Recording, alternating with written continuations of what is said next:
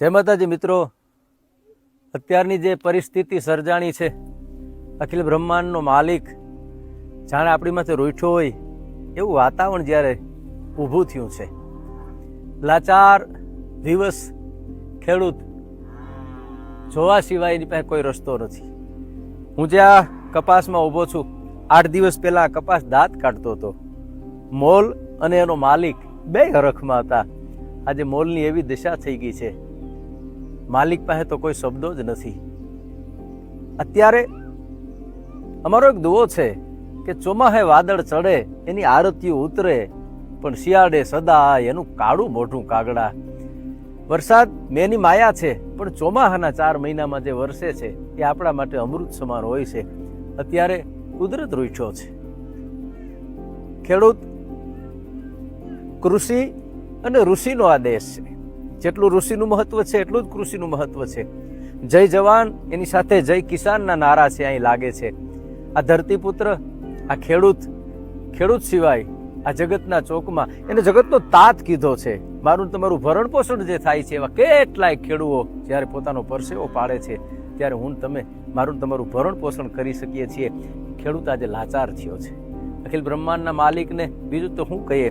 મારે લોક સાહિત્યમાં ઘણું બધું ગવાણું છે કે બગાડજે માં તું કોઈની બાજી, અધવચે કીર્તાર રે બગાડજે માં તું કોઈની બાજી, અધવચે કીર્તાર રે બુડાડજે માં તું કોઈનું નાવડું, મધ દરિયે તારણ હાર રે બગાડજે માં તું કોઈની. જેની વાટ જોઈને બેઠા હોય, કોળીઓ છે એ હાથમાં હોય, મોઢામાં જાય પેલા કોળીઓ છીનવાઈ જાય, એવી ખેડૂતોની આજે પરિસ્થિતિ થઈ છે. રેવા દે રેવા દે હવે રોવરાવીમાં, રેવા દે હવે રોવરાવીમાં. તો જગતનો અધિપતિ મેહુલો વાલો લાગે, પણ અત્યારની પરિસ્થિતિ ખેડૂત પાસે શબ્દ નથી. એના મોઢાને સામે જોવો, એના મોઢાની વેદનાને જો વાંચી શકવાની ક્ષમતા આપણી પાસે હોય તો સમજી શકીએ. ખેડૂતે માગ્યું નથી કોઈ દિયો. હા, ગમે એવી વિષમ પરિસ્થિતિમાં એ માણસ પોતે ક્યારેય ડગ્યો નથી, પણ ફરજ બને છે. અત્યારે સરકાર એને એક લોકસાહિત્યકાર તરીકે હું વિનંતી કરું છું, સર્વે તો જ્યારે થાય ત્યારે અત્યારે સહાયની જરૂર છે. એના મોલ, એના કેટલા અરમાનો છે એ પૂરા થઈ ગયા છે. વાટ જોઈને બેઠેલા ખેડૂતોનું આખું જ્યારે આ વાતાવરણ બગડી ગયું છે ત્યારે સરકારને વિનંતી છે, સર્વે થાય ન થાય, કઈ રીતે થાય ખબર નથી. હજારો કરોડો રૂપિયા ખબર નથી એમ વપરાઈ જાય છે.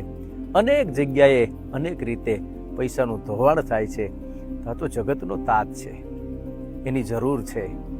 વિષમ પરિસ્થિતિમાં એને મદદરૂપ થવું એ આપણી ફરજ છે. અને આ મોતીડું પરોઈ લેવાનો અવસર આવ્યો છે. આપણા ભૂતપૂર્વ વડાપ્રધાન માનનીય મનમોહનસિંહ એની આ મોતીડું એક વખત પરોવ્યું હતું અને હજારો કરોડો દેવા છે એ માફ કરી દીધા હતા. આજે ખેડૂત જ્યારે લાચાર બન્યો છે ત્યારે મારી એક વિનંતી છે કે બને એટલી એને સહાય થાય અને એને આપણે મદદરૂપ થઈએ. જય માતાજી.